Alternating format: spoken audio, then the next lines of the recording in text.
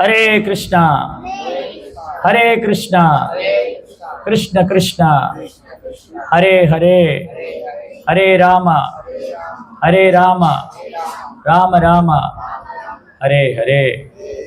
இன்னைக்கு முதல் தடவை ஃபஸ்ட் டைம் வந்திருக்கிறவங்க இங்கே 2 பேர், அவங்க சார் ஒருத்தர். ஸோ அவங்களுக்காக ப்ரேயர் பண்ணுவோம். முதல் தடவை நம்ம ப்ரோக்ராமுக்கு வந்திருக்காங்க. ரொம்ப ஆஸ்பீஷியஸ் டே, ரொம்ப மங்களமான நாளில் வந்திருக்காங்க.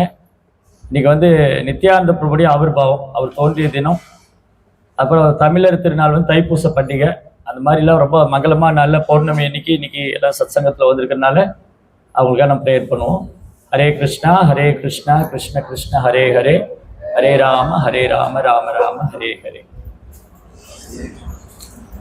ஸோ இன்னைக்கு என்ன விசேஷம் அப்படின்னா, இன்னைக்கு வந்து நம்ம நித்யானந்த பிரபுடைய அவதார தினம் கொண்டாடுறோம். நித்யானந்த பிரபு 500 வருஷத்துக்கு முன்னாடி மேற்கு வங்காளத்தில் தோன்றினார். ஏக சக்கரா அப்படிங்கிற கிராமம், ஏக சக்கர கிராமம். பொதுவாக வந்து புனித நதிகள் ஓடுற இடம் வந்து ரொம்ப விசேஷமானது, ரொம்ப மங்களமானது. புனித நதிகள்லாம் கங்கா, யமுனா, சரஸ்வதி, கோதாவரி, காவேரி, தாமிரபரணி, இந்த மாதிரி புனித நதிகள்லாம் ஓடுற இடம் வந்து ரொம்ப மங்களமானது.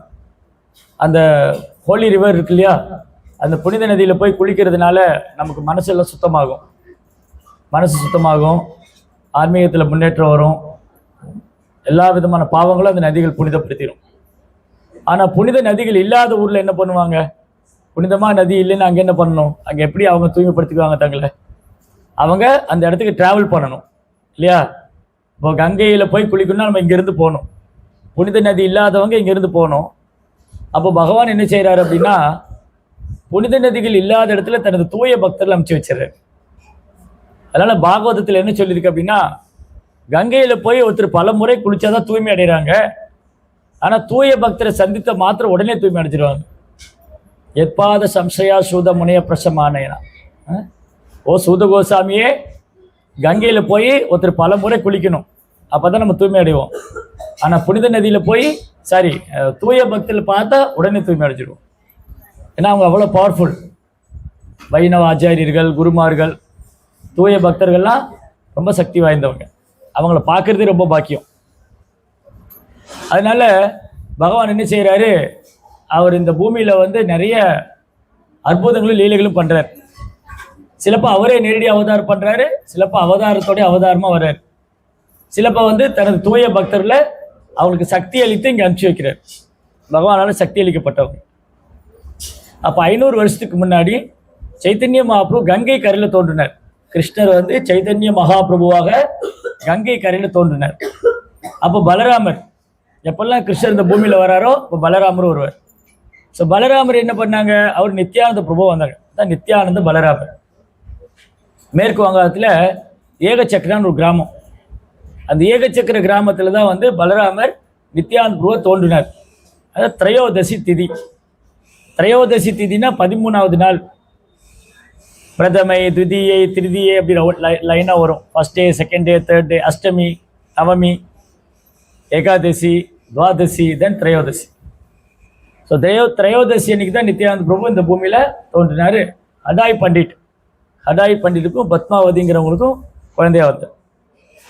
அப்போது நித்யானந்த பிரபுடைய அவதார நோக்கம், அவரே இந்த பூமியில் அவதரிக்கணும், அவரால் நமக்கு என்ன இந்த பண்டிகைனால் நமக்கு என்ன பெனிஃபிட், நமக்கு என்ன நன்மை, நித்யானந்த பிரபுடைய பிறந்த நாளை கொண்டாடுறதுனால நமக்கு என்ன நன்மை. இப்போது பர்த்டே இன்னைக்கு என்ன நடக்கும், பிறந்தநாள் அன்றைக்கி ஒருத்தர் ரொம்ப சந்தோஷமாக இருப்பார் இல்லையா? அவங்ககிட்ட என்ன போய் கேட்டாலும் சந்தோஷமாக கொடுப்பாங்க. ஓ இன்னைக்கு பர்த்டே இன்னைக்கு, அதெல்லாம் நீங்கள் என்ன வேணாலும் கேளுங்க, நான் கொடுக்குறேன். ஸோ வேதிக் டைமில் பர்த்டே எப்படி இருக்குன்னா, கிஃப்ட் கொடுக்கணும்.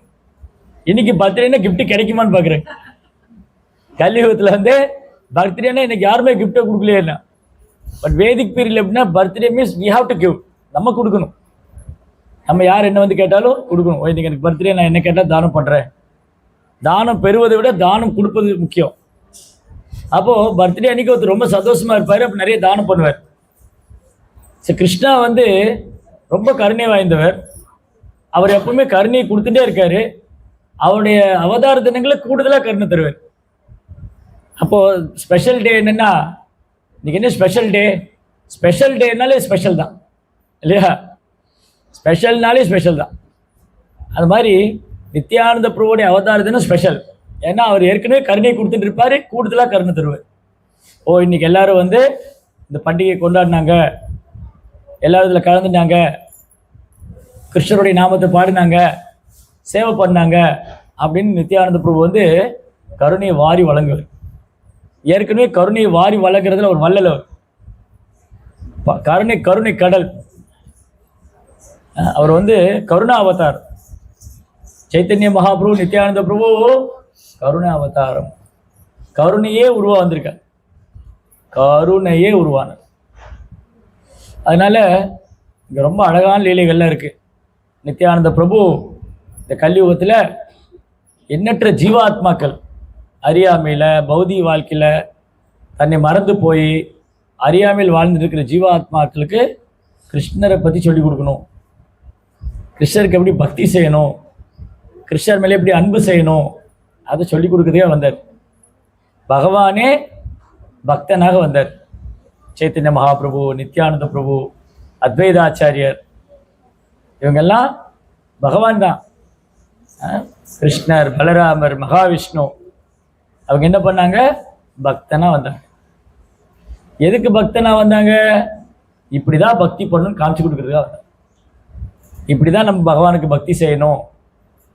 அப்புறம் அவங்களுடைய பக்தியில பாரபட்சமே கிடையாது. அவங்க அவங்களுடைய கருணையில பாரபட்சமே கிடையாது. பாரபட்சமற்ற கருணை. இப்ப நம்ம என்ன பண்ணுவோம்? நம்ம யாராவது தெரிஞ்சவன்ட்டு போய் சொல்லுவோம் இல்லையா, எனக்கு ஒரு தெரியும், அதனால நீங்க ஹரே கிருஷ்ணா சொல்லுங்க, எனக்கு தெரிஞ்சவங்க கூட்டிட்டு வந்தேன். ஆனா நித்யானந்த பிரபு பொறுத்த வரைக்கும் தெரிஞ்சவங்க தெரியாதவங்களும் கிடையாது, எல்லாருக்கும் கருணை கொடுக்கணும். அதனாலதான் ஒரு பரம கருணா, எல்லோருக்கும் கருணை கொடுக்கணும். ஸோ சைத்தன்ய மகாபிரபு, நித்யானந்த பிரபு ரெண்டு பேருமே ரொம்ப ரொம்ப கருணை வாய்ந்தவங்க. நித்யானந்த பிரபுக்கு கோபமே கிடையாது. நமக்கெல்லாம் வந்து முக்கால்வாசி நாள் கோபமாக தான் இருக்கும். நித்யானந்த பிரபுக்கு கோபமே கிடையாது, எல்லார் மேலேயும் அன்பு. அதனால சைத்தன்ய மகாபிரபு ரொம்ப கருணை வாய்ந்தவர்னா நித்யானந்த பிரபு ரொம்ப ரொம்ப கருணை வாய்ந்தவர். சைத்தன்ய மகாபிரபு ரொம்ப கருணை வாய்ந்தவர்னு சொன்னா நித்யானந்த பிரபு ரொம்ப ரொம்ப கருணை வாய்ந்தவர். சரி, அப்போ நம்ம இங்கே வந்து பக்தர்கள்லாம் இருக்கீங்க, புதுசாக உள்ளவங்களுக்கு தெரியாது. புதுசாக உள்ளவங்களுக்கு இப்போதான் எனக்கு இது என்ன சைத்தன்ய மகாபிரபுன்னு சொல்கிறாங்க, நித்யானந்த பிரபுன்னு சொல்கிறாங்க. இது யார் சைத்தன்ய மகாபிரபு, யார் நித்யானந்த பிரபு? ஸோ சைத்தன்ய மகாபிரபு கிருஷ்ணா, நித்யானந்த பிரபு பலராம். ஸோ கிருஷ்ணரும் பலராமரும் யுகம் தோறும் அவதரிக்கிறாங்க. மொத்தம் 4 யுகம் இருக்கு. 4 யுகத்தில் இப்போ எந்த யுகம் நடக்குது? கலியுகம் நடக்குது. ஸோ இந்த 4 யுகம் தோறும் கிருஷ்ணா வந்துட்டே இருக்காரு. கிருஷ்ண பலராம், ராம் லக்ஷ்மண். ஒரு யுகத்தில் ராம லக்ஷ்மண், திரேதா யுகத்தில் ராம் லக்ஷ்மண், பாப்பர யுகத்தில் கிருஷ்ண பலராம், கலியுகத்தில் மேற்கு வங்காளத்தில் 500 வருஷத்துக்கு முன்னாடி அதே கிருஷ்ண பலராமர் சைத்தன்யரும் நித்யானந்தரும் அவதரிச்சார். கிருஷ்ணர் பலராமர் இவங்க 2 பேரும் கருணை வாய்ந்தவங்க தான். ஆனால் பாவம் பண்ணால் தண்டனை உண்டு. பாவம் பண்ணுறவங்க, அப்புறம் தர்மத்தை ஃபாலோ பண்ணாதவங்க, அசுரத்தன்மை உள்ளவங்க, அவங்களெல்லாம் கிருஷ்ணா தண்டிக்கிறார். அசுரத்தன்மை உள்ளவங்கள கிருஷ்ணா வந்து தண்டிப்பார், பனிஷ் பண்ணுவார். ராமர் என்ன பண்ணுவார்? ராமரும் லக்ஷ்மணனும் அவங்க எப்படி பண்ணுவாங்க? அவங்க தர்மத்தை ஃபாலோ பண்ணலாம் தண்டனை கொடுப்பாங்க. நீ தர்மாவை ஃபாலோ பண்ணுறது இல்லை, உனக்கு தர்மான்னு என்னன்னு தெரியல, நீ அதர்மம் பண்ணுற, ரொம்ப பாவகரமான வாழ்க்கையை வாழ்கிறேன். இன்னைக்கு பாவகரமான வாழ்க்கையை வாழ்கிறதுக்கு தயங்கிறதே இல்லை. மது அருந்துவது, மாமிசம் சாப்பிட்றது, தகாதுறவு, சூதாட்டம், நிறைய பாவகரமான வாழ்க்கை. ஸோ இந்த பாவகரமான வாழ்க்கை வர பாவிகள், அசுரர்கள், இவங்களுக்கு நேரமே இருக்காது. கோயிலுக்கு வரணும், பகவானை பிரார்த்தனை பண்ணணும், பகவானுக்கு சேவை பண்ணணும், அதெல்லாம் நம்பிக்கையும் இருக்காது. என்னங்க நீங்க இப்படி கம்ப்யூட்டர் காலத்தில் போய் ராமகிருஷ்ணன் கோவிந்தான்னு சொல்லிட்டு இருக்கீங்க? எவ்வளோ முன்னேற்றம் ஆயிடுச்சு, விஞ்ஞானம்லாம் முன்னேற்றம் ஆயிடுச்சு, எவ்வளோ வந்து டெக்னாலஜி, ஏஐலாம் வந்துருச்சு. இப்போ ஏஐயில் வந்து எல்லாமே நடக்குது, நீங்கள் இப்பயும் கடவுளை பற்றி சொல்லிட்டு இருக்கீங்களே. அவங்களோட நம்பிக்கை வந்து அவ்வளோதான். அதனால நமக்கு நம்பிக்கை வரணும், கடவுள் மேலே, கிருஷ்ணர் மேலே நம்பிக்கை வரணும்னா அந்த நம்பிக்கை எப்போ வரும்? சத் சங்கத்துக்கு வரும்போது தான் வரும். சத் சங்கத்து சத் சங்கம் உண்மையான சங்கம், அசத் சங்கம் உண்மை இல்லாத சங்கம். அப்ப எது சத் சங்கம், எது அசத் சங்கம்? பக்தர்கள் குழாமில் வந்தா சத் சங்கம். பக்தர் இல்லாம அங்க அந்த பையன் இந்த சினிமா கூட்டின்னு போனா நாங்கள் கதை பேசிட்டு இருந்தோம், இதெல்லாம் அசத் சங்கம் இல்லையா? அப்ப நம்ம நம்ம டைம் எப்படி யூட்டிலைஸ் பண்ணிக்கிறோம்னு, நமக்கு ஒரு நாள் 24 மணி நேரம் எப்படி பயன்படுத்திக்கிறோம், எப்படி சத்சங்கத்தில் ஒரு கடவுளை பற்றி என்ன தெரிஞ்சுட்டு இருக்கோம், கிருஷ்ணர் யாரு, ஏன் கிருஷ்ணரை கடவுள்னு சொல்றாங்க, இதெல்லாம் உண்மையா, கடவுள் இருக்காரா இல்லையா, கடவுள் இருக்காருன்னு உண்மைன்னா அது ஏன் இப்படியெல்லாம் நடக்குது, எனக்கே துன்பம் வருது, எனக்கே வயசாகுது, எனக்கே நோய் வருது, நான் இறந்ததுக்கு அப்புறம் என்ன ஆவேன், எனக்கு மறுபிறவி இருக்கா, இதெல்லாம் எங்கே கேட்க முடியும்? ஸ்கூலில் கேட்டால் அவங்களுக்கே பதில் தெரியாது. இன்னைக்கு ஸ்கூல்லையோ காலேஜ்லேயோ யூனிவர்சிட்டிலையோ போய் அங்கே இருக்கிற டீச்சர்ஸ் லெக்சரர்ஸ் ப்ரொஃபஸர்கிட்ட போய் கேட்டால் இறந்ததுக்கு அப்புறம் என்ன ஆகும் எல்லாம் முடிச்சு போயிருப்பாங்க. இறந்து போனால் எல்லாம் முடிச்சு போச்சு. இறந்ததுக்கு அப்புறம் என்ன ஆகும் தெரியாது. சரி, இப்போ என்ன உனக்கு சப்ஜெக்ட்ல கேளு, கணக்குல டவுட் இருக்கா கேளு, நீ ஏன் மரணத்தை பத்தி எங்க பேசுற? எங்களுக்கு மரணத்தை கண்டு பயமா வேற இருக்கு. எல்லாருக்கும் மரணத்தை கண்டு பயம். ஐயோ நான் இறந்து போயிடுவணும், ஒரு வேலை என்னோட ஆசையெல்லாம் பூர்த்தியாக நான் இறந்து போயிடுவணும், செத்து போயிடுவணும், பயம். அதனால மரணத்தை பத்தி பேசினாலே பயமா இருக்கு பெரும்பாலும் மக்களுக்கு. அப்புறம் இவங்க என்ன நினைக்கிறாங்க, என்ன இதெல்லாம் அப்படி கேட்குறாங்க இவங்க, உனக்கு யார் இந்த மாதிரிலாம் கேட்க சொன்னா, எனக்கு ஏன் வயசாகுது, அட வயசாகத்தாங்க செய்யும், அதான் ஏன் ஆகுது, ஆகும் அவ்வளோதான். ஏன் நோய் வருது, அது நோய் வரத்தான் செய்யும். ஏன் நோய் வருது, பதில் இல்லை. ஏன் வயசாகுது, பதில் இல்லை. ஏன் நோய் வருது, பதில் இல்லை. ஏன் பிறந்தேன், பதில் இல்லை. இறந்ததுக்கு அப்புறம் என்ன ஆவேன், பதில் இல்லை.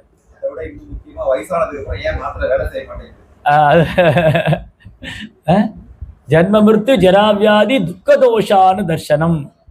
பகவத்கீதையில பகவான் சொல்றாரு, இதை பத்தி நாம் சிந்திக்க வேண்டும், யோசிக்க வேண்டும். ஜன்மம், பிறப்புன்னா என்ன, இறப்புன்னா என்ன, வயோதிகம்னா என்ன, அப்புறம் நோய்னா என்ன.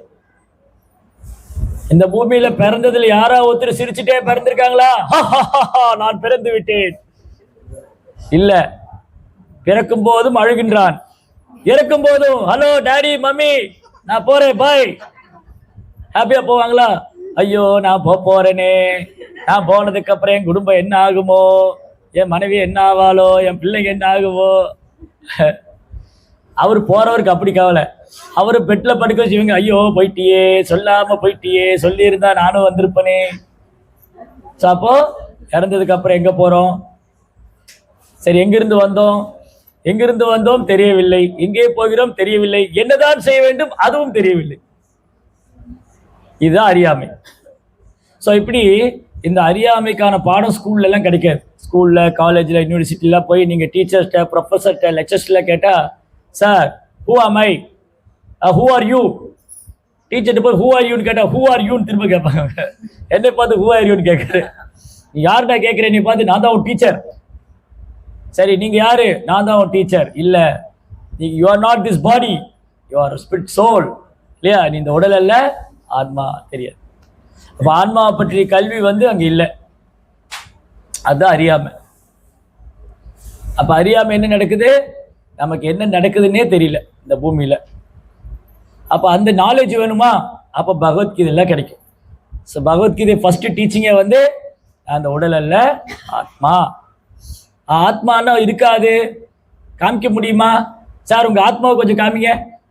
பேக்கெட்ல இருந்து எடுத்து காமிக்க முடியும் ஆத்மாவை இல்லையா? பேக்கெட்ல சில போட்டோலாம் வச்சிருப்பாங்க, ஆதார் கார்டில் இருக்கும். உங்க ஆதார் கார்டு எடுத்து காமிங்க. அது மாதிரி ஆத்மாவை காமிக்க முடியுமா? காமிக்க முடியுமா? முடியாத. ஆத்மாவை காமிக்க முடியாது, ஆத்மா பார்க்க முடியாது. அப்ப இருக்கா இல்லையா? அப்ப ஆத்மாவை நீ காமிக்க முடியல, என்கிட்ட உங்ககிட்ட ஒருத்தர் கேட்கிறேன். இப்போ உங்ககிட்ட ஒருத்தர் கேட்கிறார், நீங்க காலேஜ் போறீங்க, ஸ்கூல் போறீங்க, ஒரு பையன் கேட்கறான், அவன் உன்கிட்ட சண்டை போட்டுட்டே இருக்கான். டேய், நாமளே இந்த உடம்பு இல்லை, ஏன்டா சண்டை போடும்? அப்ப நம்ம யாரு? ஆத்மாவை காமி பார்க்கல அப்படின்னு எப்படி காமிப்பீங்க? ஆத்மாவை காமிக்க முடியுமா? காமிக்க முடியாது. ஆத்மா உணரதான் முடியும் இல்லையா?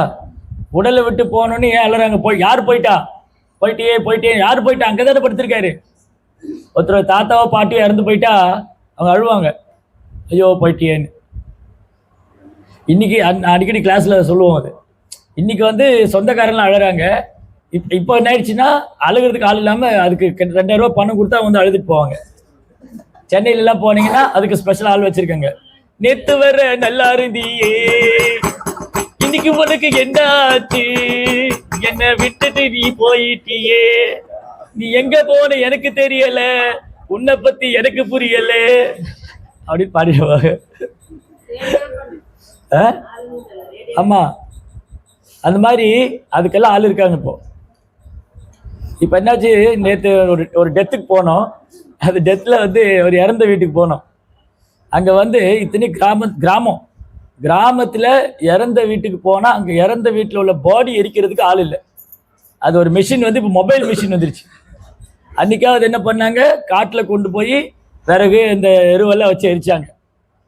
அதுக்கப்புறம் அது போயிடுச்சா, அதுக்கப்புறம் கிரெமிட்டோரியம், எலக்ட்ரிக் கிரெமிட்டோரியம் வந்துச்சு. எலக்ட்ரிக் கிரெமிட்டோரியம் என்னன்னா மின்சாரம். அது என்ன பண்ணோம், ஒரு பெரிய மிஷின் மாதிரி இருக்கும், அதுக்குள்ளே அப்படியே பாடி விட்டுருவாங்க. வரும்போது சாம்பல் மட்டும் வரும். அதுக்கு ட்ரைனிங் தான் ஸ்கேன் பண்ணுறது. உயிரோட மனுஷனை ஸ்கேன் மிஷினுக்குள்ள விடுவாங்க. உயிர் இருக்கிற வரைக்கும் ஸ்கேன் மிஷின், உயிர் போயிட்டா எலக்ட்ரிக் மிஷின். அப்போ என்னாச்சு, அதில் கொண்டு விடுவாங்க. இப்போ என்னாச்சு, அதுக்கு அங்கே தூரம் போகணுமே சொல்லிட்டு இப்போ கேஸில் வந்துருச்சு அந்த எரிக்கிற இது. அந்த மொபைல் வண்டி உங்கள் வீட்டுக்கு வரும், அங்கேயே எரிச்சு சாம்பல் கையில் கொடுத்துட்டு போயிடுவாங்க. அவ்வளோதான். ஆமாம், மொபைல் வண்டி இருக்குது. அதில் அந்த இதெல்லாம் செட் பண்ணி வச்சுருப்பாங்க. கிரில் எல்லாம் போட்டு மேலே ஒரு கூண்டு மாதிரி வச்சுருப்பாங்க. அவங்க பாடி உள்ளே வச்சு அந்த கூண்டு எடுத்து மூடிடுவாங்க. அப்புறம் ஒரு 10 நிமிஷத்தில் 1 மணி நேரத்தில் சாம்பலை கொடுத்துருவாங்க. இது வந்து ஆக்சுவலி ஏஏ என்னன்னு தெரியாது உண்மையானு. இன்னைக்கு ஒரு வீடியோ வந்தது. அதில் வந்து குழந்தைக்கு வந்து இந்த இது மாற்றுவாங்க இல்லையா, இது பேப்பர்ஸு, அதை ஒரு மிஷினில் போட்டுறான் குழந்தைய. அது மாற்றிட்டு குழந்தைய வெளியே கொடுக்குது. அது தெரியாது. ஹேர் கட்டிங் இருக்கா?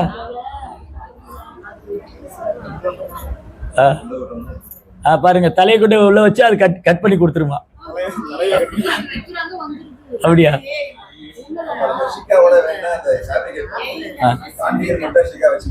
ஸோ இந்த மாதிரிலாம் இருக்கிற காலத்தில் நீங்கள் போய் ஆத்மாவை பற்றி பேசிட்டு இருக்கீங்களே அப்படின்னு தான் கதை. அப்போ வந்து ஆத்மாவை பற்றி நம்ம தெரிஞ்சுக்கணும்னா பகவத்கீதை தான் இருக்கு. சரி, பகவத்கீதை எப்படி தெரிஞ்சுக்கிறது? நாங்கள்லாம் புத்த விநியோகத்துக்கு போகும்போது என்ன சொல்லுவாங்க, பகவத்கீதை எங்கிட்ட இருக்குங்க, நான் படித்த ஒன்றும் புரியலைங்க. பகவத்கீதை படித்த புரிய மாட்டேங்குது. ஏன் புரியல? பகவத்கீதை வீட்டில் இருக்கு, படித்தா புரியல. ஏன் புரியல? இல்லை, அதாவது நான் வந்து காலேஜ் போனேன், காலேஜுக்கு போகிறது கஷ்டமாக இருக்குன்னு சொல்லி புக்கை வாங்கி வீட்டில் வச்சுக்கிட்டா நான் படித்தா புரிய மாட்டேங்குது. எப்படி புரியும்? காலேஜ் போனால் தான் புரியும். இல்லை, ப்ரொஃபஸர்கிட்ட போய் கேட்கணும், இது எப்படி புரிஞ்சுக்கிறது.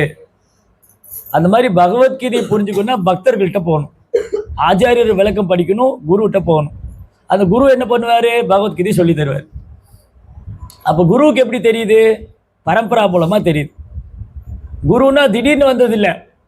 அவர் திடீர் சாமிஜியில் ஆக முடியாது. திடீர் குரு, திடீர் சாமிஜி, திடீர் கடவுள். இப்போ தமிழ்நாட்டில் திடீர் தளபதி எல்லாம் வருவாங்க. அந்த மாதிரி திடீர் குரு, திடீர் சாமிஜி, அப்படி திடீர்லாம் வர முடியாது. வேத ஞானம்ங்கிறது, நாலேஜுங்கிறது அப்படி இறங்கி வரும் பரம்பராலேருந்து. கிருஷ்ணா, பிரம்மா, நாரதர், வியாசர், மாத்வாச்சாரியர், அப்படி பரம்பரை மூலமாக வரும். அப்போ அந்த பரம்பரை எப்படி வருது? பகவான்கிட்டருந்து வருது. அப்போ குருவுக்கு யார் நாலேஜ் கொடுக்குறா? ப்ரீவியஸ் ஆச்சாரியா. அந்த ஆச்சாரியாவுக்கு யார் நாலேஜ் கொடுக்குறா? நித்யானந்த பிரபு. அதெல்லாம் நித்யானந்த பிரபு வந்து குரு தத்துவம். அன்னைக்கு அப்போ இன்னைக்கு குரு நமக்கு சொல்லிக் கொடுக்குறாங்கன்னா நித்யானந்தருடைய பிரதிநிதியாக இருந்து சொல்லிக் கொடுக்குறாங்க. குருவுடைய ரூபத்தில் நித்யானந்தர் இருக்கார். நித்யானந்த பிரபு வந்து குருனுடைய ரூபத்தில் இருக்கார். அவருடைய பிரதிநிதியாக குரு இருக்கார். நித்யானந்த பிரபுடைய பிரதிநிதியாக குரு இருக்கார். அவர் நமக்கு சொல்லி தருவார். ஏன்னா அவர் தன்னை உணர்ந்த ஆத்மா, ஆன்மீக குருவானவர். அவர் சாஸ்திரம்லாம் படித்து பரம்பராலேருந்து கேட்டு முந்தைய ஆச்சாரியர்கள்லாம் தெரிஞ்சுட்டு அதை நடைமுறையில் ஃபாலோ பண்ணுறார். ஆன்மீக குரு ஆச்சாரியன்றது கற்றுக்கிறார். பிரபுபாதர், இந்த மாதிரி ஆச்சாரியர்கள். அப்போது பிரபுபாதர், ஆன்மீக குருவானவங்கெல்லாம் நித்யானந்த பிரபுடைய பிரதிநிதி, நித்யானந்த பிரபுவால் ஆசீர்வதிக்கப்பட்டவங்க. அப்போ அவங்களாம் ரொம்ப கருணை வாய்ந்தவங்க. ஏன் அவங்க ரொம்ப கருணை வாய்ந்தவங்க? இந்த உலகத்தில் யாராவது கஷ்டப்பட்டா என்ன பண்ணுறது, நாமளே கஷ்டப்பட்டு இருக்கோம், அவனும் கஷ்டப்படுறான்னு விட்டுருவாங்க, ஒன்றும் பண்ண முடியாது. ஆனால் மற்றவங்க கஷ்டப்படுறத பார்க்கும்போது கஷ்டமாக இருக்கும் அவங்களுக்கு. ஐயோ இவங்கெல்லாம் கஷ்டப்பட்டு இருக்காங்களே. எப்படி கஷ்டப்படுறாங்க? ஆத்மா மறந்து போய் கஷ்டப்பட்டு இருக்க. கஷ்டப்படுறதுன்னா என்ன அர்த்தம்னா, சாப்பாடு இல்லை, துணி இல்லை, இடம் இல்லை, இதெல்லாம் உண்மையான கஷ்டம் இல்லை. இது தீர்ந்து போயிடும். இப்போ வந்து எனக்கு ரொம்ப பசியாக இருந்தது, இவர் கொஞ்சம் சாப்பாடு கொடுத்தாரு, அப்போ எனக்கு பசி தீர்ந்து போச்சு, அந்த வேலைக்கு பசி தீர்ந்து போச்சு. ஆமாம். அப்புறம் இன்னொருத்தர் யாரும் எனக்கு சாப்பாடு போடுவார், அப்போ சாப்பாடு கிடச்சிட்டு இருக்கு, அது பசிக்குது, அது வந்து தற்காலிகமானது. அப்புறம் துணி இல்லைன்னு கேட்டால் ஒரு துணி வாங்கி கொடுத்தாரு. அப்புறம் சிலர் இருக்க சத்திரம் கட்டி வைக்கிறாங்க, அநாத ஆசிரமம் சத்திரம்லாம் இருக்குது, அதை போய் தங்கிக்கலாம். சிலர் மருத்துவ உதவி செய்வாங்க. இதெல்லாம் உடலுக்கு செய்யக்கூடியது. ஆனால் பிரபுபா என்ன சொல்லுவார், உடலுக்கு பண்ணக்கூடிய சேவை எப்படின்னா, இப்போ வந்து இவர் இந்த ஜெய் இருக்கார்ல, ஜெய் வந்து தண்ணியில் விழுந்துட்டார், ஒரு குளத்தில் விழுந்துட்டாருன்னு வச்சுக்குவோம். அப்போ அந்த குகன்னு ஹரியெல்லாம் கரையில் நின்று பேசிகிட்டு இருக்காங்க. அவன் சொன்னான், நான் குகன் சொல்கிறான், ஜெய்க்கு வந்து குலோப் ஜாமுன் ரொம்ப பிடிக்கும், நான் வெளியே வந்து வாங்கி கொடுப்பேன் அப்படின்னு. ஹரி சொல்கிறா, இல்லை அவருக்கு முதல்ல ட்ரெஸ் வாங்கி கொடுக்கணுன்னாரு. அவன் மூழ்கிட்டு இருக்க, முதல்ல அவனை காப்பாற்றணும். தண்ணியில் மூழ்கிறவனை காப்பாற்றாமல் கரையில் நின்றுட்டு நான் குலோப் ஜாமுன் வாங்கி கொடுப்பேன், ட்ரெஸ் வாங்கி கொடுப்பேன், அவன் உயிருக்கே ஆபத்து. அவரை தண்ணியில் விழுந்து அவனை காப்பாற்றணும். அது மாதிரி தான் தண்ணியில் விழுந்து காப்பாற்று தான் அவனுக்கு முதல் ஹெல்ப்பு.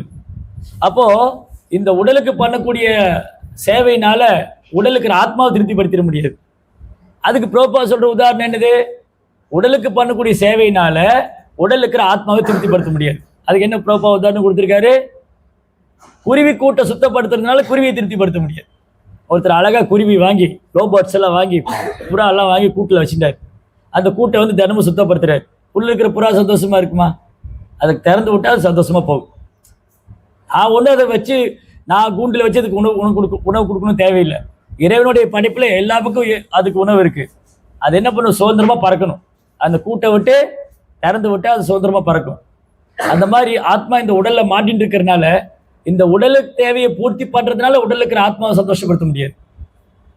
அப்போ ஆத்மாவுக்கு எது சந்தோஷம் கொடுக்கும், ஆத்மாவோட உண்மை இதெல்லாம் தெரிஞ்சுக்கணும். அதுதான் பகவத்கீதை. ஸோ பகவத்கீதையில் கிருஷ்ணா ஆத்மாவோட உண்மையான சுபாவம் என்னது, பகவானுக்கு சேவை பண்ணுறது. அப்போ என்னது இது, 5000 வருஷத்துக்கு முன்னாடி பகவான் சொன்னார். பகவத்கீதையை 5000 வருஷத்துக்கு முன்னாடி சொன்னார். ஆனால் நம்ம ஃபாலோ பண்ணுறோமா? இன்னைக்கு எவ்வளோ பேர் இன்னைக்கு பகவத்கீதை படிக்கிறோம்?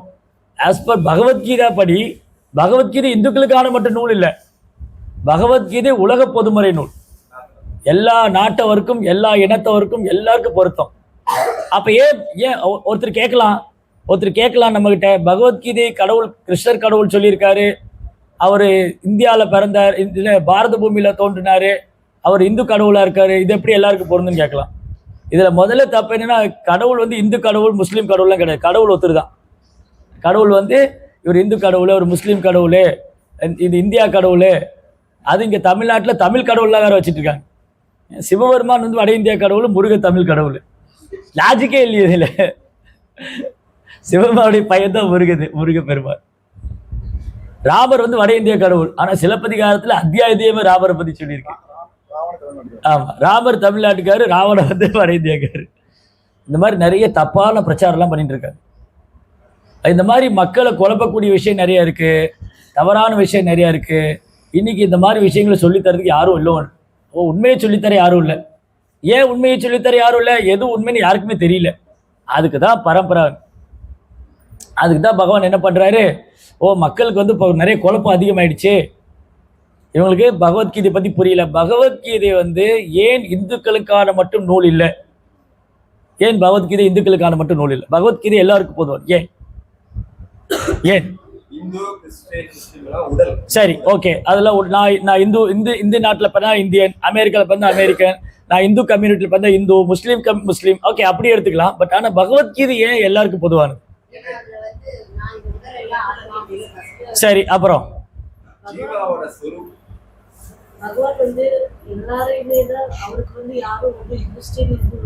பகவத்கீதையில வந்து என்ன பேசியிருக்காரு கிருஷ்ணா? பகவத்கீதையில கிருஷ்ணர் என்ன சொல்றாரு, கோபத்தை கட்டுப்படுத்துங்க. எல்லா உலகத்திற்கு எல்லாருக்கும் கோபம் வருது. இந்தியாவில் இந்துக்களுக்கு மட்டுமா கோபம் வருது இல்லையா? கோபத்தை கட்டுப்படுத்தணும், மனதை கட்டுப்படுத்தணும், பொறாமை கொள்ளக்கூடாது.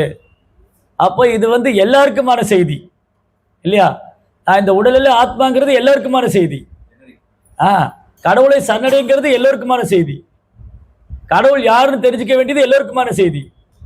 மனதை கட்டுப்படுத்த வேண்டியது உலகத்துல எந்த மூலையில இருந்தாலும் மனதை கட்டுப்படுத்தி ஆகணும். இல்ல அது பகவத்கீதை இந்துக்கள் மட்டும் தான் மனதை கட்டுப்படுத்த சொன்னாங்க, இஸ்லாமில் எப்படி எல்லாம் இருந்துக்கலாம் அப்படி இல்லை. ஸோ எல்லாருக்கும் பொதுவான நூல்.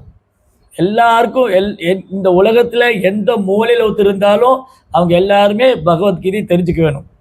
அதாவது பிரபுபாதர் வந்து பகவத்கீதையை பல மொழிகளில் மொழிபெயர்ப்பு செய்து உலகம் முழுவதும் பிரச்சாரம் பண்ணார். பிரபுபாதர் அமெரிக்கா போன போது அதுக்கு முன்னாடியே நிறைய பகவத்கீதைக்கு விளக்க உரைகள்லாம் இருந்தது. ஆனா பிரபுபாதருடைய விளக்க உரை வந்து அவ்வளவு பிரசித்தி பெற்று எல்லோருக்கும் போய் சேர்ந்தது. காரணம் என்னது? அவர் வந்து கிருஷ்ணர் என்ன சொன்னாரோ அது அப்படி உள்ளபடி சொன்னார், மாற்றவே இல்லை. அதுதான் பகவத்கீதை இன்ட்ரோடக்ஷன்ல பிரபா எழுதியிருப்பார், இந்த பகவத்கீதை உண்மை அறிவில் புத்தகத்தை வழங்கியதில் எனக்கு ஏதேனும் பங்கு இருக்குமே ஆனால் அது நான் உள்ளது உள்ளவாறு கொடுத்ததுதான்.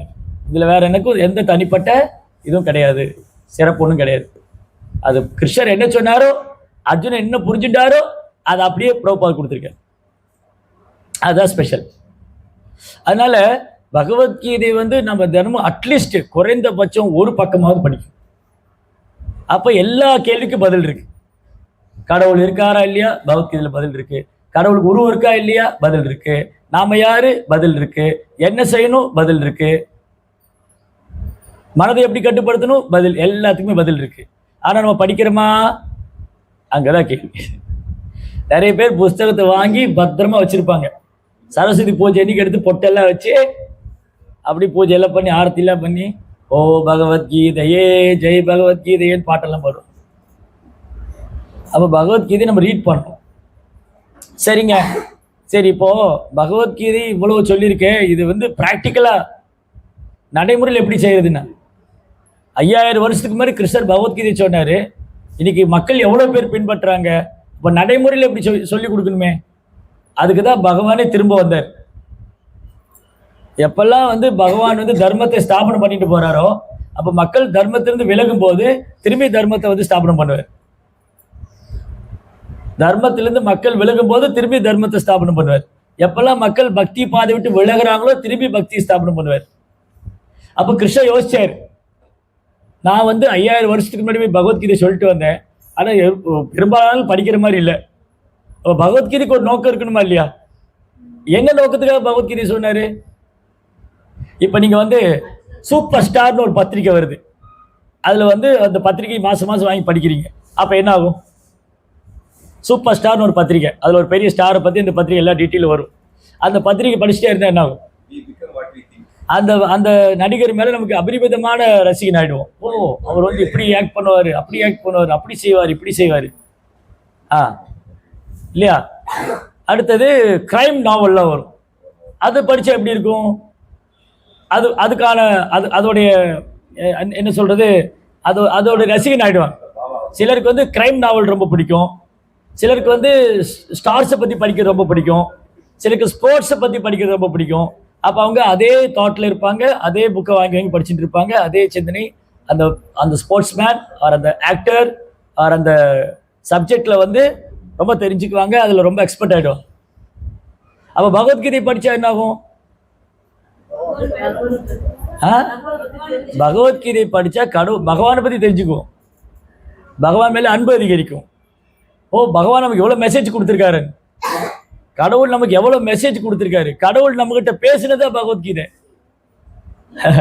கிருஷ்ணா நம்ம கிட்ட பேசுனதா பகவத்கீதை. பகவத்கீதா பகவான் பாடியது. யாருக்காக பாடினாரு? நமக்காக பாடினார். அதனால இது ரொம்ப முக்கியமான ஒரு சாஸ்திரம் பகவத்கீதை. இப்போ என்ன ஆயிடுச்சுன்னா பிரச்சனை, இது நமக்கு நிறைய பேர் படிக்கிறது இல்லை. ஏதோ நம்ம கிருஷ்ண பக்தி இயக்கத்தில் வந்ததுனால இது படிக்கிறோம். ஒருவேளை இங்க இருக்கிற பக்தர்கள் வந்து கிருஷ்ண பக்தி இயக்கத்துல வரலன்னு சொன்னா நம்மள எவ்வளவு பேர் பகவத்கீதை படிச்சிருப்போம்? ஒருவேளை வாங்கி வச்சிருக்கலாம், எவ்வளவு பேர் படிச்சிருப்போம்? யாருமே படிச்சிருக்க மாட்டோம். ஸோ அப்போ கிருஷ்ணர் பார்த்தாரு, கலியுகத்துல மக்கள் வந்து ரொம்ப கீழே போயிட்டே இருக்காங்க, இவங்களுக்கு வந்து எதுவுமே பண்ண முடியாது. இன்னைக்கு வந்து கடவுளை உணரணும், கடவுளை அடையணும்னு சொன்னா மக்களுக்கு வந்து ரொம்ப கஷ்டமா இருக்கு. இப்போ உள்ள காலத்துல சந்தேகமே வந்துருச்சு, கடவுள் இருக்காரா இல்லையான்னு சந்தேகம். அதுல ஒரு பைத்தியம் சொல்லுது கடவுள் இருந்தா நல்லா இருக்கும், நான் இல்லைன்னு சொல்லல. இந்த மாதிரி பைத்தியங்கள்லாம் இருக்கு. அதாவது கடவுள் இருக்காரா இல்லையான்னு நமக்கு ஒரு சந்தேகம் வந்துருச்சுன்னு வச்சுக்கோங்களேன், ஆக்சுவலி அது வரக்கூடாது. அதுவும் இங்க வரக்கூடாது, நம்ம பூமியில வரக்கூடாது. ஏன்னா இங்க பெரிய பெரிய ஆழ்வார்கள், நாயன்மார்கள், ஆச்சாரியர்கள்லாம் தோன்றிய பூமி இது. அப்ப இங்க இருக்கிற ஒரு சந்தேகம் வந்துருச்சுன்னா அப்ப என்ன அர்த்தம்? செய்தி நமக்கு சரியா ரிசீவ் ஆகலை, நம்ம இது சரியா நம்ம கிடைக்கல. சரி, சந்தேகம் வந்துருச்சு. கடவுள் இருக்காராலும் சந்தேகம் வந்து யார்கிட்ட போய் கேட்கணும்னு இருக்கு இல்லையா? இப்போ இந்த பையனுக்கு வந்து கணக்கு பாடத்துல சந்தேகம் வந்துருச்சு, போய் சயின்ஸ் டீச்சர்கிட்ட போய் எனக்கு கணக்கு பாட சந்தேகம் எனக்கு முட்டாளான்னு கேட்பாங்க இல்லையா? சயின்ஸ் டீச்சர்கிட்ட போய் எனக்கு கணக்கு பாடத்துல சந்தேகம், இந்த இது வந்து சம்ம வந்து எனக்கு சொல்யூஷன் கொடுங்க, ப்ராப்ளம் சால்வ் பண்ணி கொடுங்கன்னா நீ சயின்ஸ் டீச்சர்கிட்ட போன், மேக்ஸ் டீச்சர்கிட்ட போன். அந்த மாதிரி சம்பந்தம் இல்லாத டிபார்ட்மெண்ட்ல உள்ளவன்ட்டு போய் சம்பந்தம் இல்லாத விஷயத்தை கேட்டா, ஒருத்தர் சினிமா நடிக்கிறதுனாலே அவருக்கு எல்லா அறிவு இருக்குன்னு சொல்ல முடியாது. அப்படி கடவுளோட உலகத்துக்கு குதிச்செல்லாம் வரல. அவர் ஏதோ கொஞ்சம் திறமையை வச்சுட்டு ஆக்ட் பண்றார், அவ்வளவுதான். அப்ப யார்கிட்ட கடவுளை பத்தி கேட்கணும்? ஆச்சாரிய குருவை தேடணும், அவங்ககிட்ட இருந்து கேட்கணும். அப்போ கடவுள் இருந்தா நல்லா இருக்கும், நான் கடவுள் இல்லைன்னு சொல்லலை, அவர் இருக்காரா இல்லையான்னு தெரியாது, இதெல்லாம் ஸ்டேட்மெண்ட்டே கிடையாது. ஸ்டேட்மெண்ட் கடவுள் இருக்கார், எவிடன்ஸ் இருக்கு, வேணுமா? அது கிடைக்கும். அது கேட்குற இடத்துல போய் கேட்டால் கிடைக்கும் இல்லையா? அப்போ பகவத்கீதையில எல்லா தகவல்களும் தெளிவாக கொடுக்கப்பட்டிருக்கிறது. நமக்கு என்னென்ன சந்தேகம் இருக்குமோ, ஒரு சாதாரண மனிதனுக்கு என்னென்ன சந்தேகம் வருமோ அது எல்லாம் அர்ஜுனன் கேட்டிருக்காரு, அது எல்லாத்துக்கும் கிருஷ்ணர் பதில் சொல்லியிருக்கு.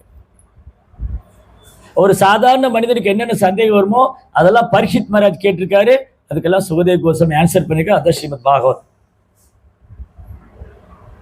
எல்லா கேள்விகளுக்கும் பதில் இருக்கு. அப்ப நம்ம கேள்வி வந்தா இங்கதான் பதில் தேடணும்.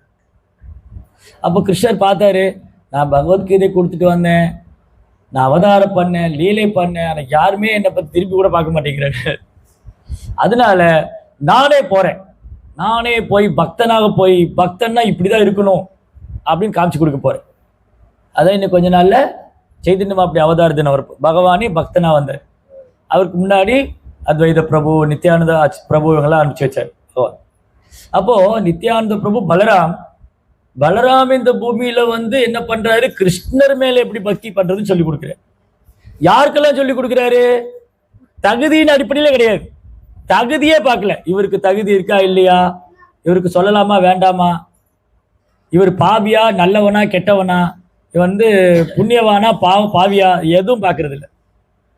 யாருக்கு வேணாலும் பாப்பி தாப்பி எத்தாச்சிலோ ஹரிநாம் உத்தாரிலோ தாரா சாட்சி ஜகாய் மதாய், பாப்பி தாப்பி எத்தாச்சிலோ ஹரிநாம் உத்தாரிச்சிலோ. அப்ப கலியுகத்துல வந்து என்ன ஒரு நன்மைன்னு சொன்னா, நமக்கு எல்லாருக்கும் ஒரு பாக்கியம் இருக்கு. கலியுகத்தோட குறை ஒரு பக்கம் நிறைய இருக்கு. கலியுகத்துல குறைகளை சொல்லி போனா இன்னும் நான் ஒரு மாசத்துக்கு கூட இங்க உட்காந்து பேசுவேன். ஒரு 24x30, 24x7 இல்ல, 24x30, 24 மணி நேரம் 30 நாள் பேசலாம். அப்போ ஓயாது, தீராது. கலியுகத்தில் வந்து பெற்றோர்கள் சரியில்லை, பிள்ளைகள் சரியில்லை, டீச்சர் சரியில்லை, ஸ்டூடெண்ட் சரியில்லை, கோயிலெல்லாம் வியாபார ஸ்தலம் ஆயிடுச்சு, பூஜாரி சரியில்லை, அது சரி, சொல்லிக்கிட்டே போகலாம். கலிர் தோஷ நிதிராஜன். கலியுகத்தில் குற்றங்களும் குறைகளும் சமுத்திரம் மாதிரி இருக்கு. கலிர் தோஷ நிதிராஜன். பட் ஆனால் ஒரு நன்மை இருக்கு. என்ன நன்மை அது? கீர்த்தனாயவ கிருஷ்ணஸ்ய முக்த சங்கம் பரம்புஜே. கிருஷ்ணநாம சங்கீர்த்தனம். ஹரே கிருஷ்ணா கிருஷ்ண கிருஷ்ண ஹரே ஹரே, ஹரே ராம் ராம் ராம் ஹரே ஹரே. ரொம்ப எளிமையான மந்திரம், மகா மந்திரம். மந்திரமும் எளிமை, சொல்லக்கூடியதுக்கு சட்டத்திட்டங்களும் கிடையாது.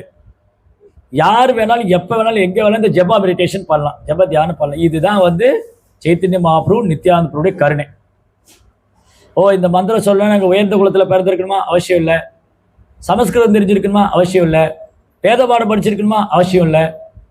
ஒன்னே ஒண்ணுதான், அதை ஏற்றுக்க தயார். ஓகே, நான் செய்யறேன், என்னால் இதுதான் பண்ண முடியும்.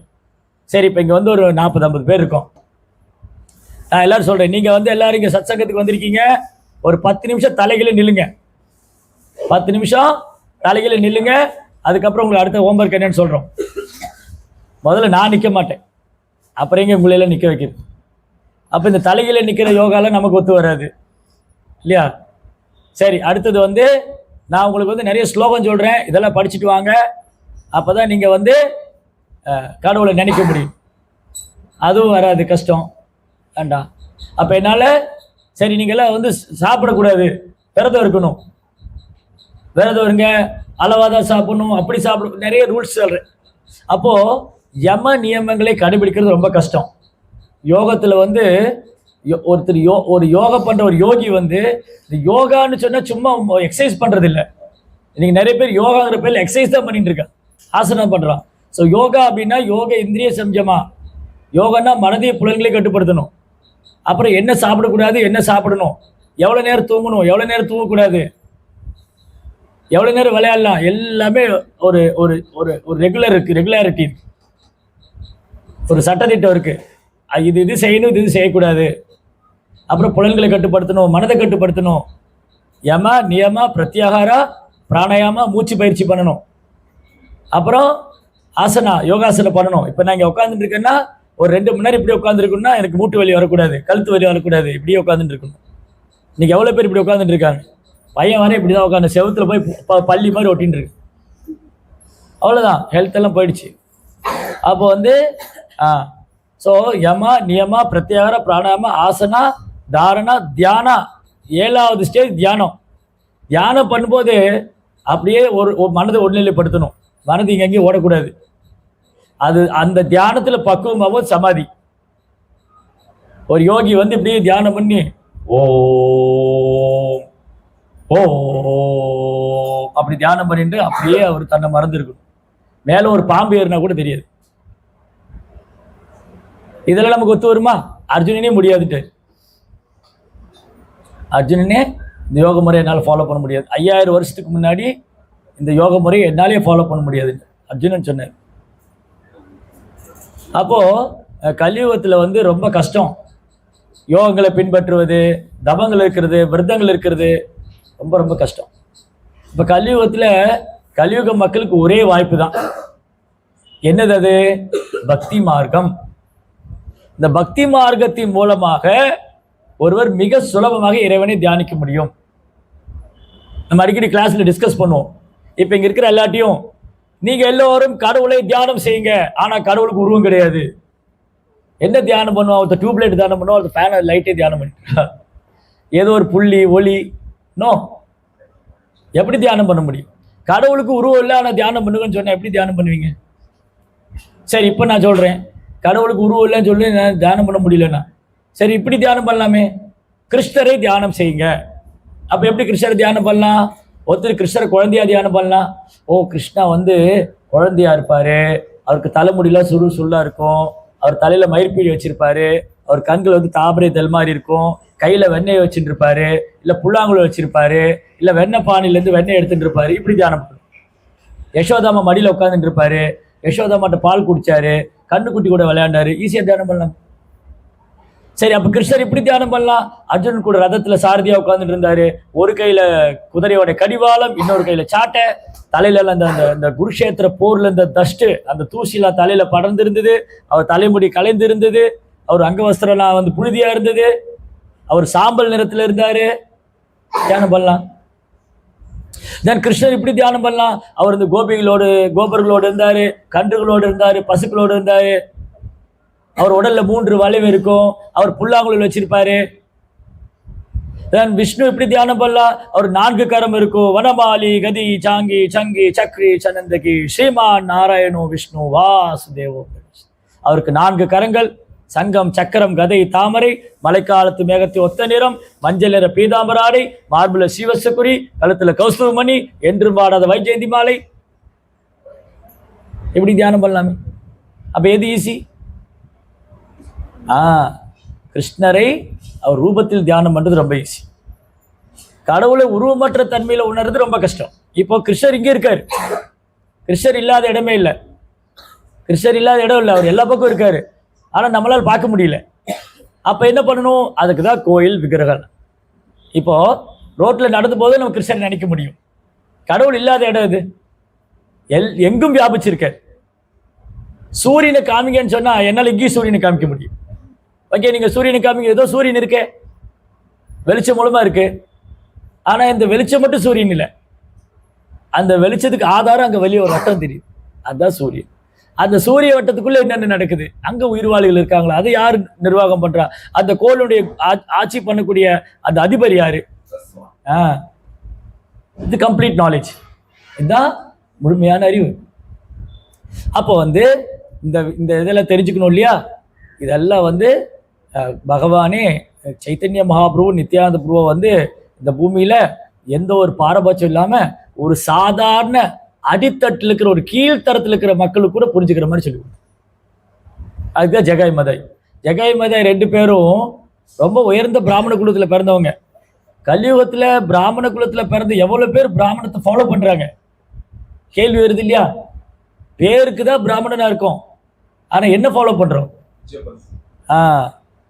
ஸோ கலியுகத்துல பிராமண தகுதி விட்டாச்சு.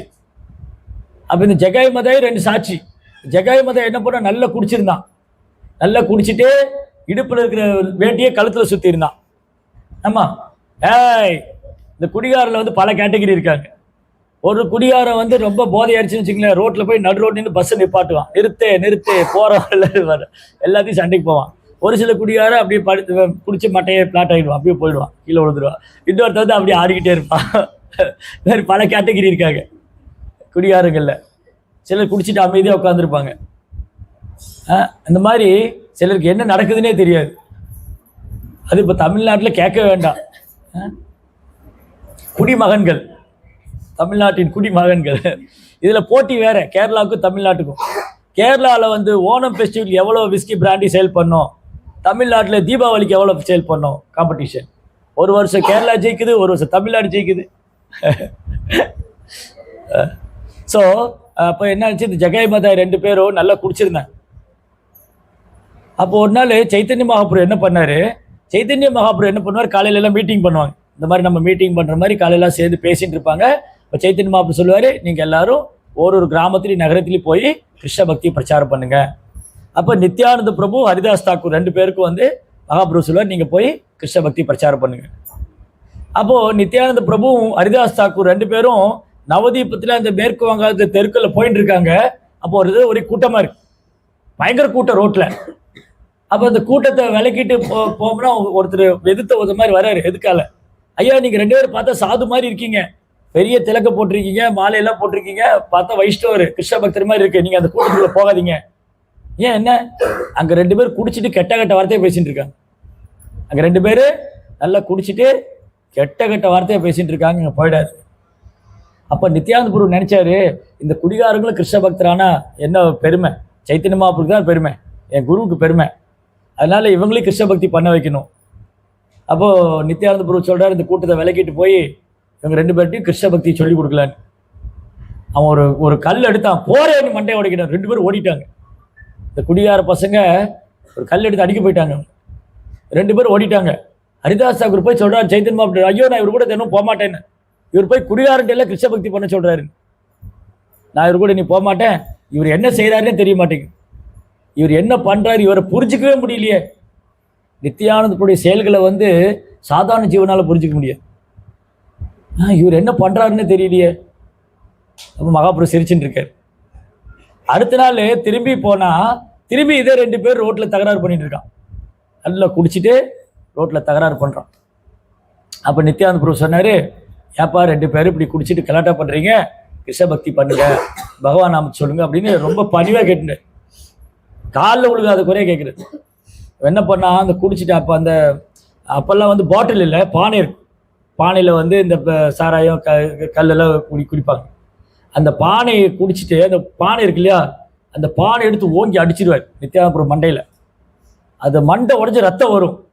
அப்போ கூட சொல்லுவார், நீ என்னை அடித்தாலும் பரவாயில்ல, இதை கொண்டாலும் பரவாயில்ல, நீ ஹரே கிருஷ்ணா மந்திரம் சொல்லுவேன். அதனால தான் ஒரு கருணை வாய்ந்தவர். ஏன் நித்யானந்த பிரபு ரொம்ப ரொம்ப கருணை வாய்ந்தவர்னா, அவன் அடிச்சு மண்டையே உடைச்சிட்டான்.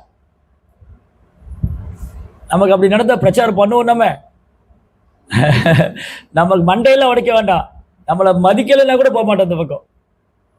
அவன்கிட்ட போகக்கூடாது, மரியாதை தெரியாதவங்க. மரியாதை தெரியாதவங்க பக்கம் நான் போக மாட்டேன் இல்லையா. நேற்று பேசிட்டு இருந்தோம் கிளாஸ்ல, என்ன பேசிட்டு இருந்தோன்னா, நம்ம கிருஷ்ண பக்தி பிரச்சாரம் பண்ணுவோம், ஆனா யார் காலிலே விழுந்து பிரச்சாரம் பண்ணுவோமா? உங்க காலில் விழுறேன், காலில் விழுந்துட்டேன், விழுறல இல்லை, காலில் விழுந்து நீங்க ஹரே கிருஷ்ணா மந்திரம் சொல்லுங்க அப்படின்னு சொல்லுவோமா? நித்யானந்த பிரபு பண்ணர், நித்யானந்த பிரபு, பலராம், ஆதிசேஷன், சங்கர்ஷன், அவரு சாதாரண ஜீவன் காலில் விழுந்து கேட்கிறார், நீ வந்து ஏப்பா இப்படி இருக்க, ஹரே கிருஷ்ணா மந்திரம் சொல்லி பக்தி பண்ணு, பகவான் திரும்ப போயிடலாம். பாருங்க எவ்வளவு கருணை வாய்ந்தது. நாம தான் அவர் காலில் விழணும், அவர் மக்கள் காலில் விழுந்தார். நவதீப்ல ஒரு வீட்டு கதவு தட்டுவாங்க, ஹரிதாஸ் தாக்கூர் நித்யானந்த பிரபு போய் ஹரே கிருஷ்ணா யாரா இருக்கீங்களா, கதவை திறந்து பார்த்தா முன்னாடி யாரும் இருக்க மாட்டாங்க, பார்த்தா காலில் விழுந்திருப்பாங்க. ஏய் சாது, நீங்க ஏன் காலில் விழுறீங்க, நீங்க ஹரே கிருஷ்ணா மந்திரம் சொல்லுங்க. நம்ம காலில் விழுந்து பிரச்சாரம் பண்ணுவோமா? பிரச்சாரத்துக்கே முதல்ல வரமாட்டேங்கிற, அப்புறம் எங்க காலில் விழுந்தெல்லாம் பண்றது. இப்போ நம்ம காலில் தான் விழுணும், ஐயா எப்படியாவது பிரச்சாரம் பண்ணுங்க. இப்ப நம்ம காலில் விழுந்து கேட்கணும், தயவு செய்து வாங்க பக்தர்களே, புத்த வீடியோத்துக்கு வாங்க, பிரச்சாரத்துக்கு வாங்க. காலம் மாறி போச்சு. அப்போ இந்த நித்யானந்த பிரபுவும் ஹரிதாஸ் தாக்கூர் போனாங்க, அவர் மண்டையை உடைச்சிட்டார். அந்த குடியார பையன் என்ன பண்ணா, பானை எடுத்து மண்டையை உடைச்சிட்டார். ஓங்கி அடிச்ச உடனே மண்டை உடைச்சு ரத்தம் வருது. அப்பவும் அவர் அங்கேயே தான் நிற்கிறார், ஓடெல்லாம் இல்லை. ஆனால் அந்த கூட்டத்தில் ஒரு பக்தர் என்ன பண்ணிட்டார், போய் நேராக சைத்தன்ய மகாபிரபு சொல்லிட்டார். சைத்தன்ய மகாபிரபு போய் இந்த மாதிரி நித்யானந்த பிரபு போய் பிரச்சாரம் பண்ணாங்க, அங்கே ஒரு குடிகார வந்து ஒரு மண்டையை உடைச்சிட்டாருங்க. சைத்தன்ய மகாபிரபு கோவம் வந்துடுது. சைத்தன்ய மகாபிரபு வந்து அவர் என்ன சொல்லியிருக்குன்னா, சைத்தன்ய சரிதாமிரதத்தில் அவர் ரோஜா பூ போல மிருதுவானவர், பாறை போல கடினமானவர். எப்போ ரோஜா பூ போல மிருதுவானவர்னா, பக்தர்கள்ட்ட அன்பு செய்யும்போது ரொம்ப அன்பா இருப்பார். இந்த அபராதிகள் குற்றம் செய்யறவங்களை கண்டா மகாபிரபு கோவம். சரி, மகாபிரபு வேகமா வர்றாரு. அங்கிருந்து வரும்போது சக்கரா சக்கரா சக்கரான்னு வர்றாரு. சுதர்ஷன் சக்கரா கூப்பிடுறாரு, இந்த அசுரன் தலையை வெட்டிடணும். பயங்கர கோவம், கண்ணெல்லாம் சவுந்துடுது. சுதர்ஷன் சக்கரத்தை கூப்பிடுறாரு மகாபிரபு. அப்போ நித்யானந்த பிரபு எனக்கு அங்க வந்துட்டாரு, அந்த கூட்டத்துக்குள்ளேயே வந்துட்டாரு சைத்தன்ய மகாபிரபு. சுதர்ஷன் கூப்பிடுறாரு, சுதர்ஷன் சக்கரா. நித்யானந்த பிரபு மகாபிரபு பாதம் பிடிச்சிட்டாரு. மகாபிரபு வேண்டாம் வேண்டாம் வேண்டாம், சுதர்ஷன் வேண்டாம், சுதர்ஷன் வேண்டாம். இந்த அவதாரத்தில் அந்த ஆயுதம் கிடையாது, இந்த அவதாரத்தில் அந்த ஆயுதம் கிடையாது. இந்த அவதாரத்தில் உங்களுக்கு ஒரே ஒரு ஆயுதம் தான். இந்த அவதாரத்தில் உங்களுடைய ஆயுதம் என்னது? கருணையே ஆயுதமாக கொண்டு வந்திருக்காரு. கருணா அவதாரம். நீங்க வந்து இவங்களை மன்னிச்சிருங்க, இவங்களை தண்டிக்க கூடாது நீங்க அப்படின்னு சைத்தன்யமா அப்படியே பாதங்களில் விழுந்து தன் மண்டையை உடைச்சவனுக்காக பிரார்த்தனை பண்ணிட்டு இருக்காரு. எப்படி வந்து இயேசு சிலுவையில் அலையும் போது இயேசு சிலுவையில் அறிஞ்சாங்க. அப்போ இயேசு என்ன சொல்றாரு, இந்த பாவிகள், ஓ ஆண்டவரே, பரலோகத்தில் இருக்கும் பரமபிதாவே, ஆண்டவரே, இந்த பாவிகளை வெறுத்து விடாதீர்கள், அவங்க பாவத்தை வெறுத்து விடுங்கள். இந்த பாவிகளை வெறுத்துடாதீங்க, அவங்க மேல தப்பு இல்லை, அவங்க செய்த பாவத்தினால அப்படி பண்ணிட்டாங்க அப்படின்னு ஆண்டவர்கிட்ட பிரார்த்தனை செய்கிறார் இயேசுநாதர். ஓ பிரபா என்ன சொல்றாரு, இயேசுநாதராவது சிலுவையில் அரைஞ்சாங்க, ஹரிதாஸ் தாக்கூர் 22 மார்க்கெட் பிளேஸ்ல கூட சவுக்கால் அடிச்சாங்க. ஹரிதாஸ் தாக்கூரை மார்க்கெட்ல கடை வீதியில் கூட்டிட்டு போய் சாட்டையால் அடிக்கிறாங்க, சவுக்கால் அடிச்சாங்க. அப்போ ஹரிதாஸ் தாக்கூர் சிரிச்சுட்டே பகவான்கிட்ட பிரார்த்தனை பண்றாரு, ஓ பகவானே, இவங்களை மன்னிச்சிருங்க, இவங்களை வெறுக்காதீங்க, அவங்க மேல எந்த குற்றமும் இல்லை. இதுதான் கருணை. நம்மளை யாரா திட்டினாலே அவங்க பக்கம் போக மாட்டோம், அப்புறம் அடிக்கிறத பத்தி என்ன இருக்கு? அன்னைக்கு இயேசு சொன்னாரு, ஓ ஜீவனே, ஒரு கன்னத்தில் அறிந்தால் மறு கன்னத்தை காமி. நம்ம என்ன பண்ணுவோம், அவன் ஒரு கணத்துல இருந்தா 2 கணத்துல அரைஞ்சிட்டு வந்துரு, மறு கணத்து காமிக்க. அதனால அவர் சொல்றாரு, தோ ஷால் நாட் கில், பிற உயிர்களை கொல்லாதிருப்பாய். சாப்பிட்றதே அதுதான், அப்புறம் எங்க பிற உயிரை கொள்ளாது இருக்கு. அவன் சொல்லிட்டான் கடைசியில, கொலை பண்ணாது மாத்திட்டான், அப்படியே கொலை பண்ணாதிருப்பாயாக. ஏன்னா மனுஷனுக்கு கொண்டாதான் கொலை, ஆடு மாடை கொண்டாது கொலை இல்லை. பார்த்தீங்களா? அப்போ ஹரிதாஸ் தாக்கூர், இயேசு கிறிஸ்து, இவங்கெல்லாம் வந்து இறைவன்கிட்ட பிரார்த்தனை பண்ண ஹரே கிருஷ்ணா. ஸோ அவங்க இறைவன்கிட்ட பிரார்த்தனை பண்றாங்க, பகவானே எப்படியாவது ஜீவன்களை காப்பாத்துங்க, பாவிகளை வெறுத்துறாதீங்க. அப்போ நித்யானந்த பிரபு ப்ரேயர் பண்றாரு சைத்தன்ய மகாபிரபு, மகாபிரபு மன்னிச்சிருங்க. அப்புறம் நித்யானந்த பிரபு சொல்றாரு, மகாபிரபு, இந்த ஜெகா இருக்கான் இல்லையா, அவன் வந்து பானை எடுத்து என் மண்டையை உடைச்சிட்டான், எனக்கு ரத்தம் வந்தது. உடனே மதாய் சொன்னா, ஏன்டா இப்படி பண்ண அப்படின்னு அவன் வந்து அப்பயே மனம் திருந்திட்டான். அவன் மனம் தெரிஞ்சுட்டா இப்போ செஞ்ச தப்புக்கு வருத்தப்படுறான். மதாய் வந்து செஞ்ச தப்புக்கு வருத்தப்படுறான், மனசு தெரிஞ்சிட்டான், அதனால மன்னிச்சு விட்டுருவோம், இவன் 2 ஒன்றும் பண்ணாதீங்க. அவன் வந்து செஞ்ச தப்புக்கு மனசு வருந்திட்டான்னு சொன்னே மகாபுரு கொஞ்சம் அமைதியானார். அப்புறம் மகாபுரு சொன்னாரு, முட்டாள்களே, நீங்க 2 பேரும் நித்யானந்த பிரபுட்ட மன்னிப்பு கேட்டு அவர் பாதத்தை வந்து நமஸ்காரம் பண்ணுங்க. அவர் பிரார்த்தனை பண்ணாலும் உங்களை விடுறேன், நித்யானந்த பிரபு சொன்னனாலும் உங்களை விடுறேன், இல்ல உங்களை நான் கொண்டுடுவேன்னு. உடனே நித்யானந்த பிரபுடைய பாதத்தை பிடிச்சிட்டாங்க. நித்யானந்த பிரபுடைய கருணையினால அந்த குடிகாரங்க, மனிதர்லயே மோசமா வாழ்ந்தவங்க கிருஷ்ண பக்தரான. அதே எந்த நவதீப தெருவில் எந்த இடத்துல அவங்க குடிச்சிட்டு கலாட்டா பண்ணிட்டு இருந்தாங்களோ அதே தெருவில் பக்தர்கள் கூட கீர்த்தனை பாடிட்டு போனாங்க. ஹரே கிருஷ்ணா கிருஷ்ண கிருஷ்ணா ஹரே ஹரே, ஹரே ராம் ராம் ராம் ஹரே. அப்போ வந்து ஒரு நாள் 2 பேர் வந்து அழுகுறாங்க. ஜகாய் மதாய் வந்து நித்யானந்த பிரபுட்ட அழுறாங்க. நித்யானந்த பிரபு, நாங்கள் ரொம்ப பாவம் பண்ணியிருந்தோம், நாங்கள் பாருங்க எவ்வளோ நாள் பக்தர் சங்கத்துக்கே வராமல் குடிச்சிட்டு ரொம்ப கேவலமாக வாழ்ந்துட்டு இருந்தோம். எனக்கு உங்கள் கருணையினால தான் எங்களுக்கு வந்து பக்தி பண்ணுற பாக்கியம் கிடைச்சிருக்கு. நான் உங்களை போய் அடிச்சிட்டேனே, நாங்கள் போய் உங்களை போய் அடிச்சிட்டோமே. அப்போ நித்யானந்த பிரபு சொல்கிறாரு, இந்த குழந்தை இருக்கு இல்லையா, குழந்தை வந்து சில நேரம் அப்பா ஓங்கி அரைஞ்சிரும், சின்ன குழந்தை. ஆனால் நீங்கள் சின்ன குழந்தைன்னு நினைக்காதீங்க, சின்ன குழந்தைட்டு அரை வாங்கினாலும் வலிக்குமா வலிக்காது. அப்பா சிரிச்சுட்டு இருப்பாரு. என்ன பண்ணுவான், இந்த குழந்தையில அப்பா ஓங்கி அரைஞ்சிரும், அரைஞ்சா அவருக்கு வலிக்கும், ஆனால் குழந்தை முன்னாடி வலிக்காத மாதிரி காமிச்சுக்குவேன், எனக்கு வலிக்கலையே அப்படின்னு. அப்போ நித்யானந்த பிரபு சொல்கிறாரு, நீங்கள் என் குழந்தைங்க, நீங்கள் அடித்ததுனால எனக்கு ஒரு வருத்தம் ஒன்றும் இல்லைன்னு. இதை கேட்டோன்னே எக்ஸ்ட்ரா கவலையாகி போயிடுச்சு. ஐயோ, இப்படியே கருணை உள்ளவர்கிட்ட போய் நம்ம நடந்துட்டோமே, நம்மளை குழந்தையா நினச்சிட்டு இருக்காரு, நம்ம அடித்தது கூட வலிக்கலன்னு சொல்கிறாருன்னு. இல்லை நாங்கள் ரொம்ப பாவம் பண்ணிட்டோம், இதுக்கு பிராய்ச்சித்தமே இல்லையா.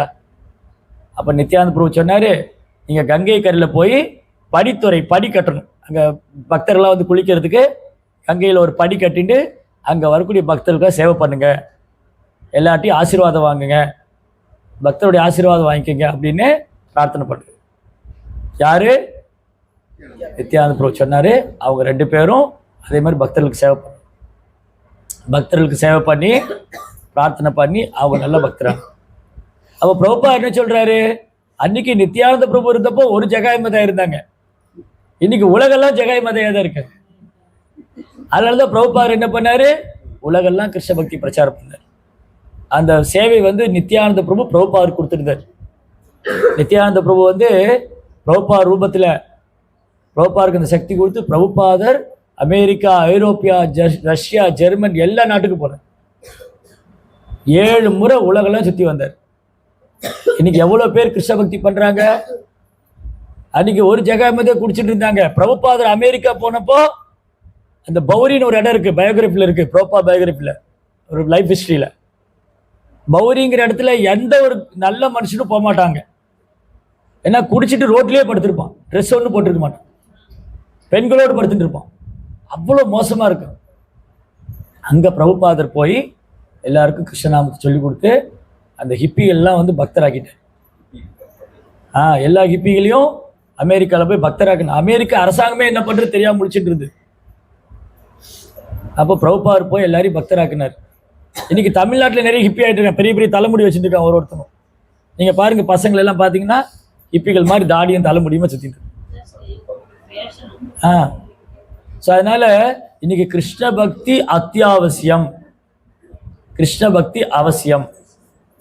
நம்ம குழந்தைங்க நல்ல பக்தராக இருக்கணும், நல்ல சேவை பண்ணணும், நம்ம கலாச்சாரம் ஃபாலோ பண்ணணும்னு சொன்னால் நம்ம அதை சீரியஸாக எடுத்துக்கணும். அப்போ நமக்கு நித்யானந்தப்புடைய கருணை வேணும். நித்யானந்தப்புடைய கருணையினால்தான் ஜகாய் மதாய் பக்தரானாங்க. இந்த உலகத்தில் எல்லாருக்கும் அது பாக்கியம் கிடைக்கணும் அப்படின்னு நம்ம ப்ரேயர் பண்ணணும். அதனால் நம்ம எல்லாரும் பகவான்கிட்ட பிரார்த்தனை பண்ணிக்குவோம், எல்லாருக்கும் கிருஷ்ண பக்தி கிடைக்கணும். அப்போ இந்த கோயில் வருது இல்லையா, இந்த கோயில் வந்தால் என்ன ஆகும், இப்போ நம்ம இங்கே உட்காந்துட்டு இருக்கோம் இந்த ஷெட்டில். இந்த ஷெட்டுக்குள்ளே யார் வருவா, அங்கே ஏதோ ஹரே ராம ஹரே கிருஷ்ணன் உட்காந்துருக்காங்க, ஏதோ 4 பசுமாடெல்லாம் வச்சுருக்காங்க, என்ன பண்ணுறாங்கன்னு தெரியல, ஏதோ யாரோ கொஞ்சம் பேர் போகிறாங்க வராங்க. கோயில் வந்ததுன்னா அங்கே ஒரு கிருஷ்ணர் கோயில் இருக்குது, அங்கே போனால் நல்லா பிரசாதம் தருவாங்க, கிருஷ்ணரை பற்றி சொல்லி தராங்க, அங்கே வந்து பக்தி சொல்லி தராங்க, அங்கே பகவத்கீதை சொல்லி தராங்க. அப்போ என்னாகும், நிறைய பேர் கிடைக்கும். அதுதான் கோயில். இப்போ நிறைய கோயில் இருக்கு. இப்போ இந்த கோயிலுக்கு என்ன அவசியம்? பெரம்பலூர்ல கோயிலா இல்லை, நிறைய கோயில் இருக்கு. சிவன் கோயில் இருக்கு, பெருமாள் கோயில் இருக்கு, முருகர் கோயில் இருக்கு, கணபதி கோயில் இருக்கு. அப்ப எதுக்கு இந்த கோயில்? இங்க வந்தா கிருஷ்ணர் பத்தி கேட்கலாம், கிருஷ்ணர் பத்தி தெரிஞ்சுக்கலாம், கடவுளை பத்தி தெரிஞ்சுக்கலாம், சந்தேகம்லாம் போயிடும், சந்தேகமே இருக்காது, பிரசாதம் கிடைக்கும், ஹாப்பியா இருக்கும். ஹரே கிருஷ்ணா. அதனால எல்லாரும் பிரார்த்தனை பண்ணிக்கிங்க. இந்த கோயில் சீக்கிரம் வந்து பெரம்பலூர்ல எல்லாருக்கும் நித்யானந்த பிரபுவோடைய மகிமை. இன்னைக்கு வந்து நீங்க பேசுறீங்களா? ஸோ நித்யானந்த பிரபுடைய மகிமை வந்து நம்ம எல்லாரும் தெரிஞ்சுக்கலாம். அப்ப எல்லாருக்கும் கிடைக்கும். இந்த கிருஷ்ண பக்தி வந்து எல்லாருக்கும் கிடைக்கும் போது எல்லாருமே சந்தோஷமா இருப்பாங்க. ஓகே, ஹரே கிருஷ்ணா. ஜெய் ஸ்ரீ பிரபுபாத் கி. ஏதாவது கேள்விகள் ஏதாவது இருக்கா?